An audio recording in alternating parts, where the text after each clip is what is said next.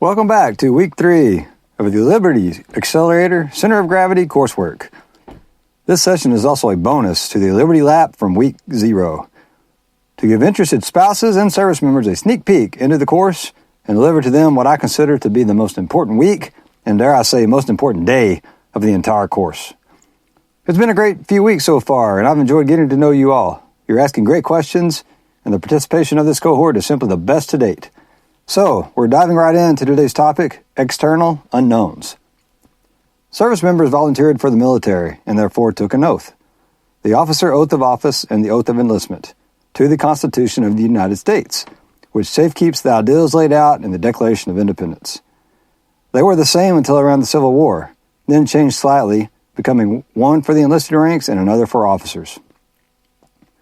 The point behind my highlighting this is that both oaths are to the Constitution, and I wrote articles about that on a major online website catering to DoD personnel that gets 250,000 hits per month, to refresh service members' minds at each promotion and annually on Independence Day weekend.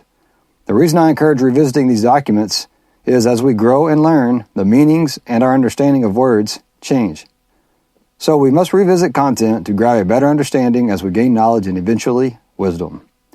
My question is, how often did you read the Constitution and the Declaration of Independence during your military journey? It's important because I've repeatedly said words matter. And in Article 1, Sections 8 and 10 of the Constitution, the word money is used. Another phrase, weights and measures, is also used. That's really a thought on energy, too, but we'll get there. Who cares, you're asking? Well, it's about the division of labor. Economies require a standard measure for division of labor in order to produce the necessities required for a population to function. Food production, water production, waste management, both dry and liquid, electricity, it's all produced by people. And those people are paid to give their time and energy to get up and go to work to contribute their small but critical good or service to allow society to function, to allow us to focus on war and readiness for war in the military, to allow their friends and family to offer their small yet important contribution too, such as delivering those goods and services to markets, and to allow their retired grandparents or great-grandparents to try to enjoy life. It's a basic energy discussion at its very core. Does that make sense? It takes energy and effort by people to produce these critical foods and services. It's not magic and doesn't just happen. The energy and effort given to produce those goods and services, again, that's the division of labor, is represented in the pay, otherwise known as the medium of exchange. The primary base an efficient and effective market must have is a fair and equitable medium of exchange for the division of labor. When specialists are no longer incentivized to do their specialty job, but to seek out their own production of food, water, and energy, and the fair division of labor breaks down, we've got trouble. When people critical to the economy functioning satisfactorily, such as truckers or port workers or maintenance technicians or electric services and plumbing providers, decide they're not making enough to buy their food, water, and energy, they must stop their specialty work efforts in order to seek food by growing it and water from other sources themselves, and therefore take their skills off the market by not spending their time for pay, stop working, and or demand more pay through labor strikes for their small but critical contribution. When a division of labor system breakdown happens, and there's a loss of confidence in the fiat money supply, people who save their efforts in sound money, such as gold and silver historically, will be encouraged to dishoard their sound money supplies at any cost because the economy requires a sound monetary medium to restart the division of labor and keep everyone from dying, because there's no way to get food, water, or energy by most everyone if we don't have a sound medium of exchange to divide goods and services, such as food production, water production, power production, and basic necessities, and encourage division of labor today, which is what economic evolution has been focused on for hundreds of years. Specializing to gain efficiency of production and drive down costs. That's been the effort. So now you're thinking, just force people to do the work, you're saying. So how does that hold up the ideals we swore an oath to defend? So the market, the people exchanging goods and services in a society, will scream for an alternative to fiat money. The requirement for a real medium of exchange will be crucial, and people with it will become very wealthy in assets, not perceived wealth measured in fiat digits on a computer screen. Well, let's sidebar briefly to a personal story. In 2018, I pivoted my retirement savings account once again to an online entity, Personal Capital. And sure enough, the stock market took a dive in the summer and fall of 2018. I couldn't for the life of me understand why. The expert advisors recommended I lock in losses in December for tax purposes on the order of $5,000 or so and redistribute the cash I had to cheaper equities. I did, and of course had a little idea as to why, because I didn't understand all I've learned from 2019 to 2022 at the time. I couldn't understand because I didn't have the knowledge to understand. I was financially illiterate, like I suspect most listeners to this are too.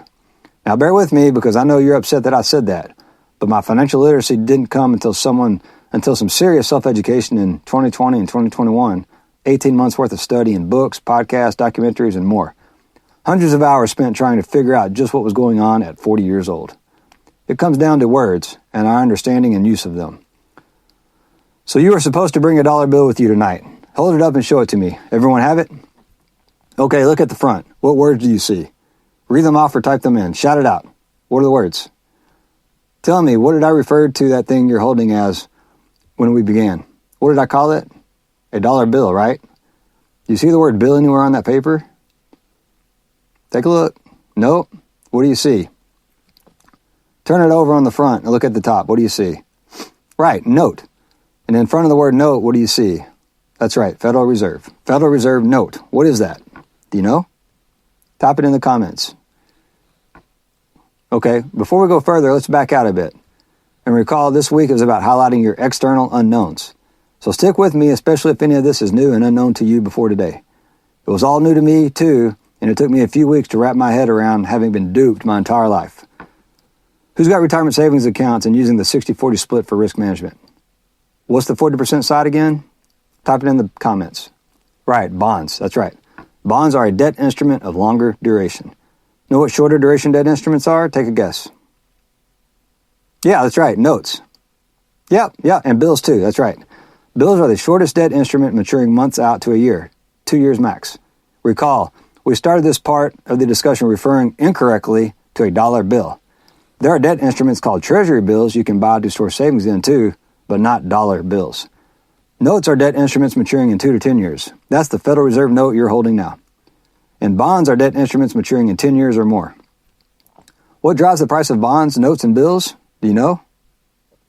Type it in the comments section. Yeah, you got it. It is the price of currency or fiat money, otherwise known as interest rates. Interest rates are the price of currency and the price of debt. Again, debt, an example of debt we've already discussed. Bills, notes, and bonds. Why did the stock market take a hit in 2022? What happened to cause stock equities to fall the most they've ever fallen during that period of time on a year-over-year basis? And how about bond equities? Why'd they fall? Yeah, you got it. That's right. Interest rates were rising. So we don't get too far off track. The Federal Reserve notes you give to the bank are no longer yours. You're an unsecured creditor as of 2011-ish when the laws changed after the banking bailouts from the 2008 financial crisis. The banks know that they can't do bailouts again, so they put laws on the book to authorize bail-ins. The banks can bail in legally and issue you what will probably become worthless stock in that bank in lieu of giving you back your currency savings of Federal Reserve notes if they need to. Scary? It was when I realized that. And what does that currency, the Federal Reserve note, and your retirement savings account in stocks and bonds or mutual funds or the thrift savings plan, what does it really represent? That's right, your time and energy doing productive work as a store of your previous energy output and jobs. So here's the punchline. When you lose savings and purchasing power, it's not gone but transferred. Someone else got that time and energy you spent collecting that savings. Recall, please, I've got a science background, and the second law of thermodynamics states energy is neither created nor destroyed. It merely changes states and moves around. The same goes for our currency and the goods and services, otherwise known as the wealth, we create for that currency supply to chase or be exchanged for in markets for goods and services. Okay, so that was a lot, but it sets us up to understand the external unknowns and why probabilities are so important and where risk management comes into play. To close out this introduction to week 3, I'll ask questions.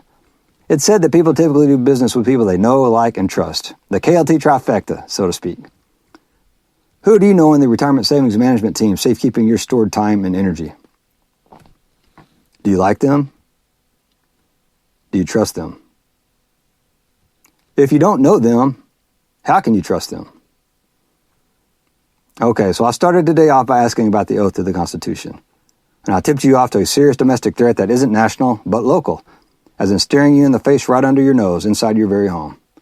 It's up to you to believe me or not, but the fact of the matter is the only difference between a genius and a psychopath is communication. And I'm hoping I communicated this well enough to cause you to pause and consider a radically different perspective.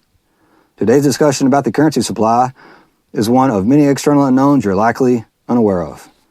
In this week's upcoming coursework, we'll highlight at a high level the government financial services options that are sucking the energy and time right out of your life. Things such as SGLI, Survivor Benefit Plan, SBP, VGLI, basic pay, retirement pension checks, medical care, health insurance planning, and the allowances that we get. And then close the week out with a discussion on what true wealth is and what you can do to keep it if you got it or to get it if you don't. In summary, you've got a choice to make today, right now. You can remain in a scarcity mindset or decide to come and get a mindset of abundance. In the Department of Dependence, we're conditioned into a scarcity mindset, and most often that bleeds over into our personal lives, seeking out cheap or free resources and going out of our way to find military discounts because we think we're owed something for our service and for taking that oath. That may save you some pennies or nickels in the short term, but I guarantee it's costing you dollars and thousands of them in the long run. I know from personal experience. This course is offered with a 100% money-back guarantee. I offer a 100% money-back guarantee because I'm confident you'll get tremendous value well beyond the investment you're making.